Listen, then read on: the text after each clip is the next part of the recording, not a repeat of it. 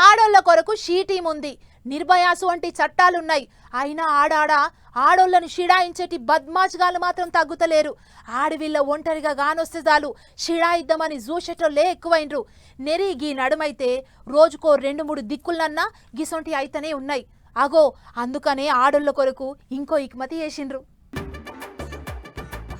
ఆడోళ్ల కోసం ఇంకొక స్కీమ్ పట్టుకొచ్చిరు సర్కారోళ్ళు. మంత్రి సీతక్కే దగ్గరుండి సాల్వ్ చేసింది. శివంగి టీం అని పేరు పెట్టి ఆడ పోలీసు వాళ్ళ దాంట్లో కొంతమందిని ఇట్లా ట్రైనింగ్ ఇచ్చి తయారు చేసిర్రు.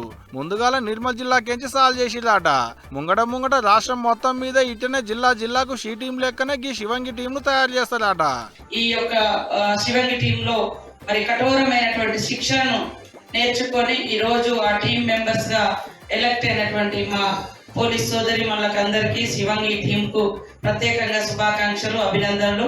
నిర్మల్ జిల్లా కలెక్టర్ ఆఫీస్ లో పెట్టిన మీటింగ్ లో ట్రైనింగ్ ఒడిపించుకొని వచ్చిన ఆడ పోలీసు వాళ్ళతో శివంగి టీం అని పేరు పెట్టి షాల్ చేసింది మంత్రి సీతక్క. మగ పోలీసు వాళ్ళకి ఎటువంటి ట్రైనింగ్ ఇస్తారో అటువంటి ట్రైనింగ్ అన్ని ఇచ్చిలాట వీళ్ళకి కూడా. అంతేకాదు అక్కడ మహిళా కమాండోను కూడా పెట్టిలాట.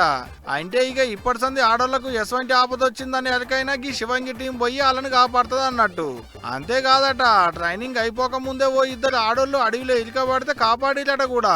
అందుకనే వాళ్ళను మస్తు మెచ్చుకుంది మంత్రి మేడం. మరి మామిడ మండలంలో ఇద్దరు తప్పిపోతే అడవుల్లోకి వెళ్ళి మగ పోలీసులతో సమానంగా మరి సెర్చ్ చేసి వాళ్ళని తీసుకొచ్చినందుకు ఈ శివంగి టీం కు ప్రత్యేకంగా శుభాకాంక్షలను తెలియజేస్తాను. అగో ఇన్నది కదా, మస్తు మెచ్చుకొని మెడ మీద వేసుకున్నంత పని చేసింది సీతక్క. మరి చూడాలకి శివంగి టీం పనితనం ఎట్టుంటది అనేటిదిగా రేపు